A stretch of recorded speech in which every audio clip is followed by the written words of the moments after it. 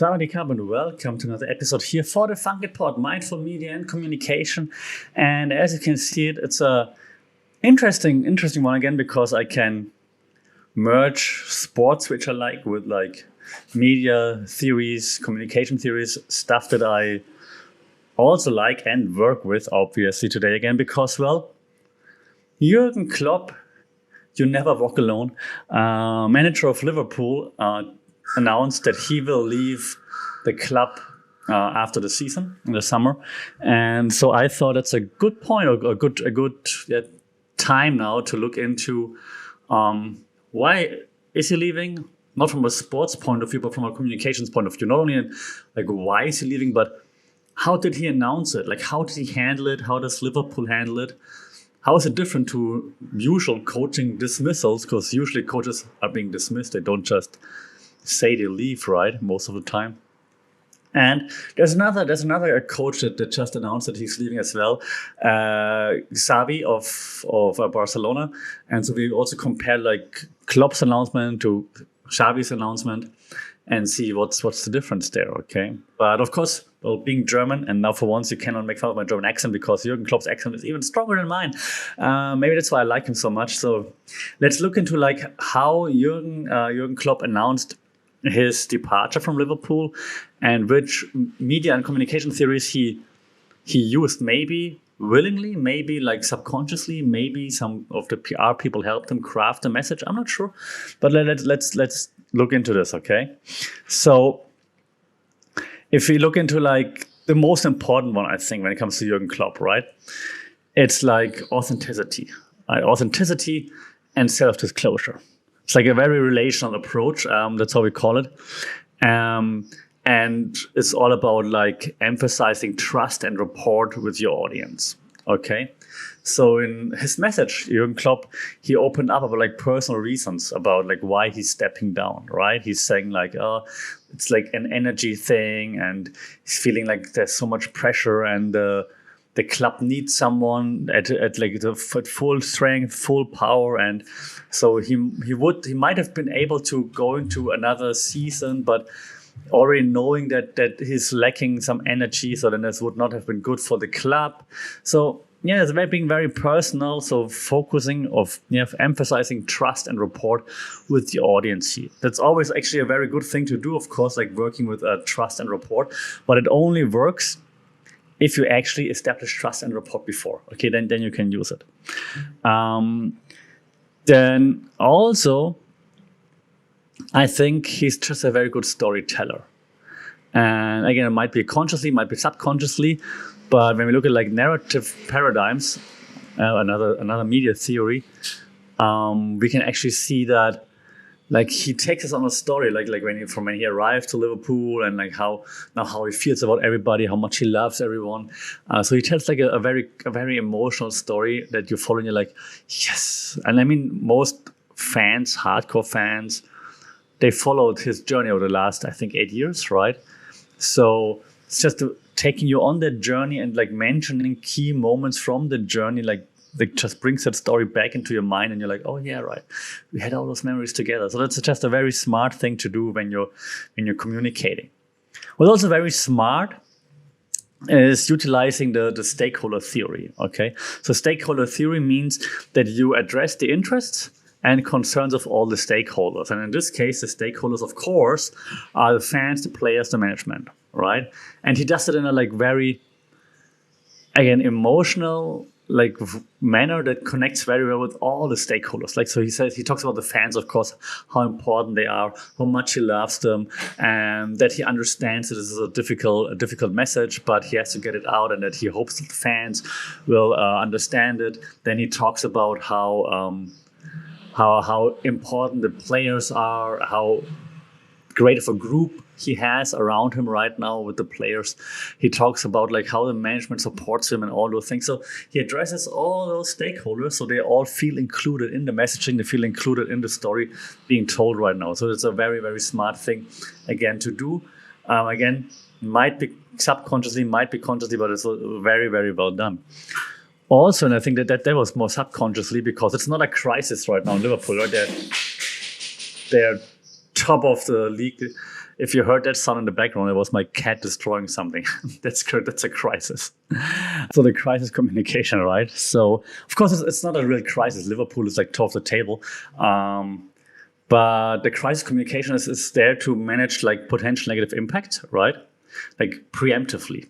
So in this case, Klopp goes out and says that he's going to leave to just take away all the chitter chatter that might have happened if like someone from his close circle, someone would have heard something or some people would be speculating or whatever.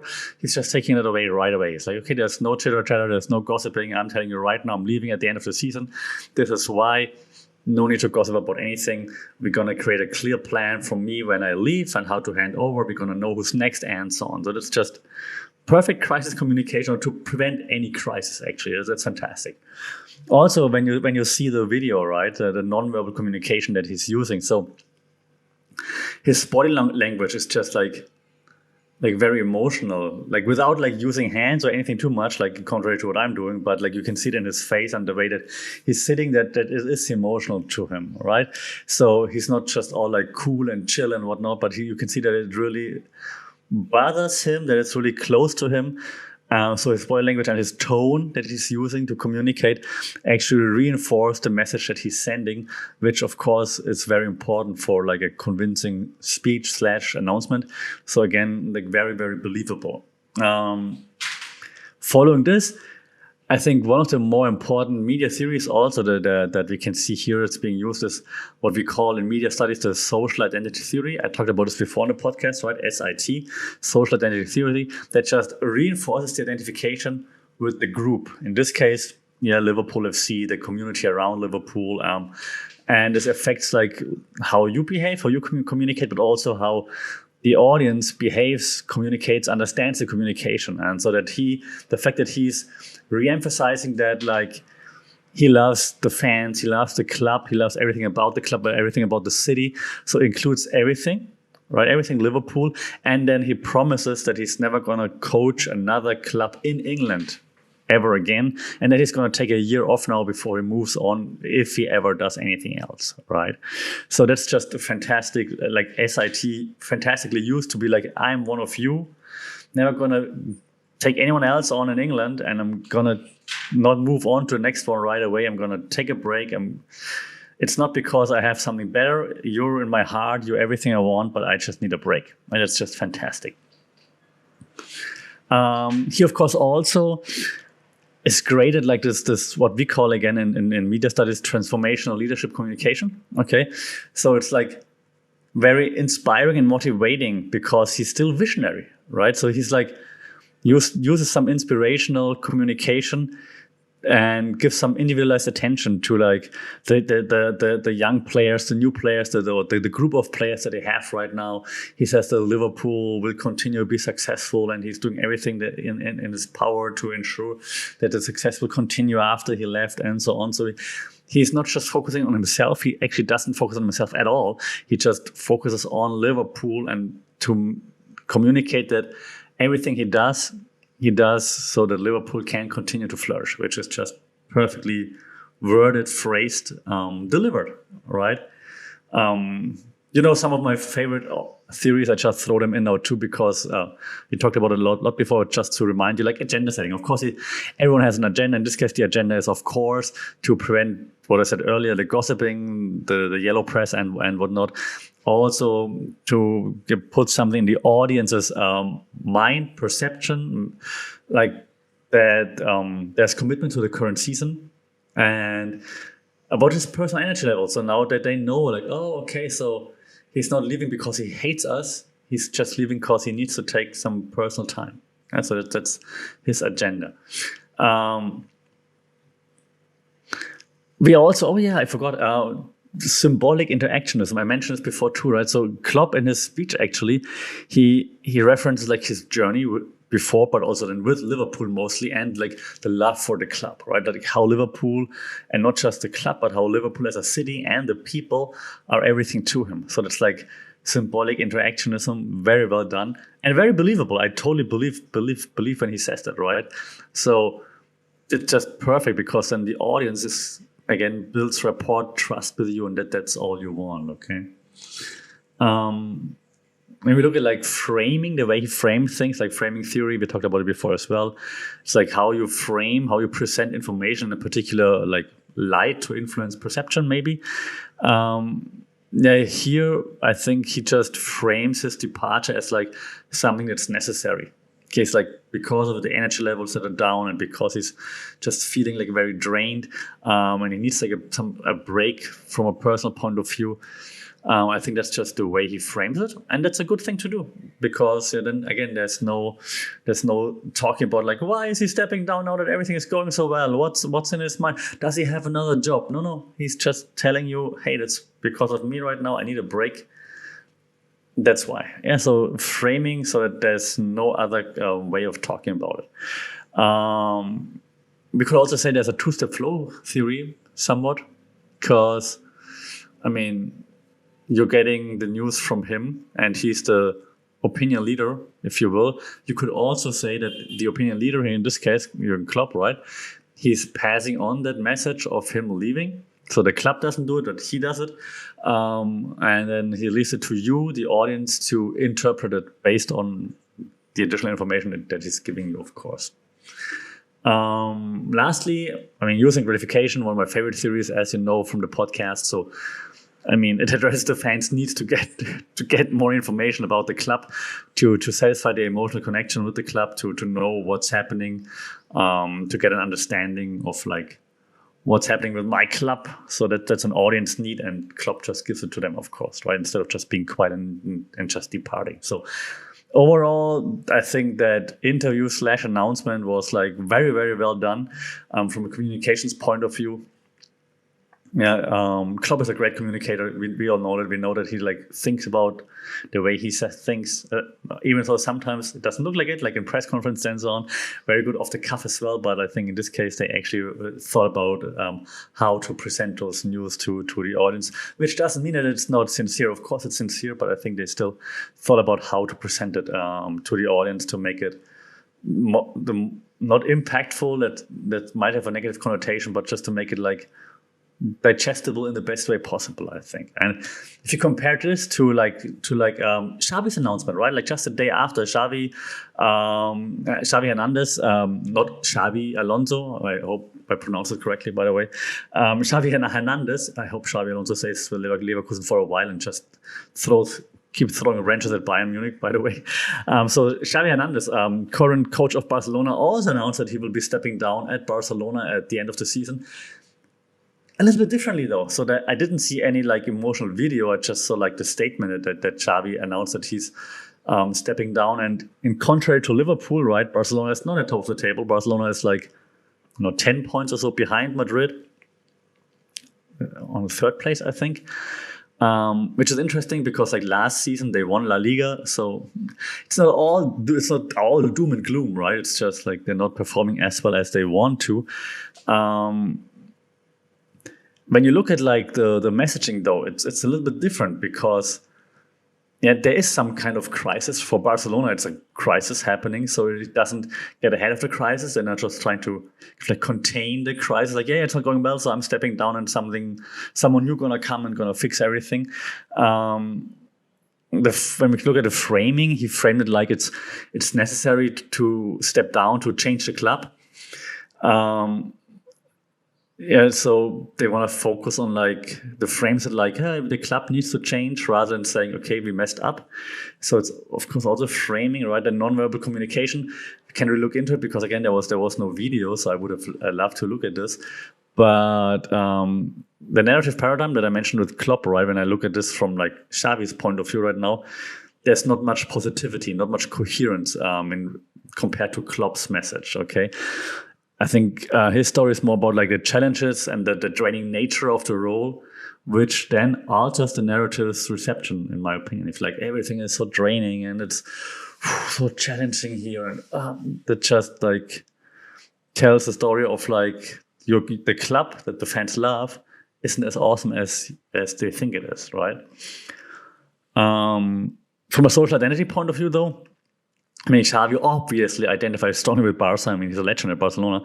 So, but his communication, right, hinted a little bit at like a disconnect, I think, between his personal identity and the current club trajectory, I think. And it's a bit of a contrast compared to Klopp's like more or less seamless identification with like Liverpool's future, right? So Klopp is like, even if I'm gone, Liverpool for life, and Xavi is like, yeah, I have to leave so we can change things. And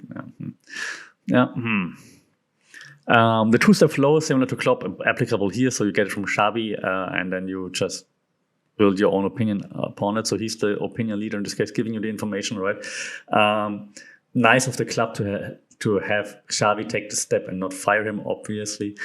So that also aligns with the agenda setting. I think that Xavi wants to announce it because, well, it saves face for him. Like, I'm stepping down, not waiting until I get fired. And also gets a little bit of like deflection from the performance, of course, for right now.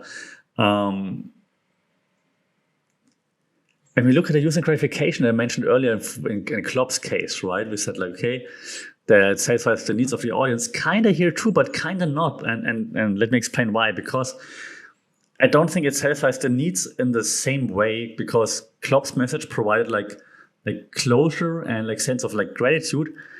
Like Xavi might leave the audience like seeking like more information. Like, dude, why are you leaving right now? In the middle of the rebuild, basically, with all the young players. And what about the reassurance of the club's future? Like, Klopp was like all like reassuring, and Xavi's like, I'm out. Like, more like I'm exaggerating, but you know what I mean, right? So, I also like that the transformational leadership, but like just gave like huge props to Klopp earlier. Xavi, I don't think. I mean, again, I only seen the messages, right? Not a video or an interview or anything. So, just from what we see in the media, it doesn't look as well crafted, as thoughtful as Klopp's messaging. And so if you look at the symbols, the last thing that I also mentioned with Klopp, right, like the symbols in the language that Xavi used in the announcement reflect like a more of a troubled and challenging experience, what I said earlier. So that it might lead to the audience interpreting it more like he's leaving us hanging, or he doesn't see a future, or just he's giving up, or things like that. While Klopp is like all positive and we're gonna rock this together, and then after I'm gone, you keep on doing your stuff and you're gonna be awesome, and Liverpool for life, let's go, right? You never walk alone. So I think it's very, very contrasting here.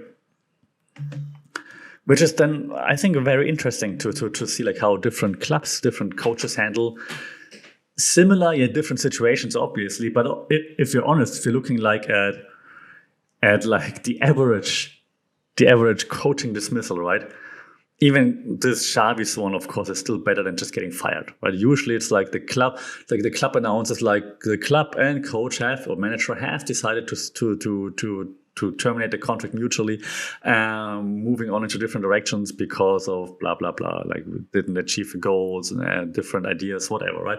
So it's still nicer to do that way and to have like a time frame where you say, okay, now we have like half a season left. We can start planning for the future rather than just, I'm gone, and then we need to find a new caller. Who's it, right? So what we've seen like now I'm German, so Bundesliga examples, right? So Union Berlin, for example, like and Cologne, they parted ways with the coaches because the season didn't go well, the first half of the season. So they're like, okay, we need a new coach. You, right? So this is still much better, of course, right? So you're not close to relegation or anything. Liverpool is on top of the table. So you continue with this coach for the rest of the season.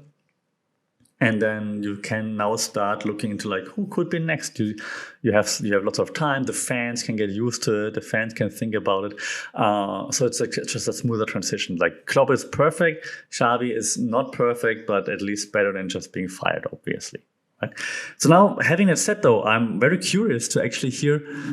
Can you remember other times when coaches had like the perfect exit?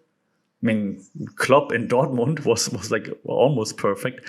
So can you remember other coaches who had like a perfect exit where you're like, oh yeah, that was very emotional. That was really cool. Like it was something that I know touched my heart. And also curious, obviously, what were some of the worst coaching dismissals? I mean, right now, one that comes to my head. Okay, before I wrap up, I'll say this actually, like in the NBA, so not football. football, not football, but in the NBA, right? Adrian Griffin, like the Milwaukee Bucks, second, third best record in the NBA. Yeah, okay, I know, like just because of talent, terrible defense, and so on. Rookie coach, like first season as a head coach, fired, and then they just hired Doc Rivers right away, who worked as a consultant for the Bucks before. That's a very weird one. And I should maybe have an episode on that because the communication here was just terrible. Yeah, so you could have done it much better. Like you could have said, let Adrian Griffin say like, hey, maybe that step was too quick, or like with the expectations that have changed now that since we have Dame here, it's not like a long-term build. We need to have more success right away. And me as a rookie coach, I think I need some more time to just build whatever.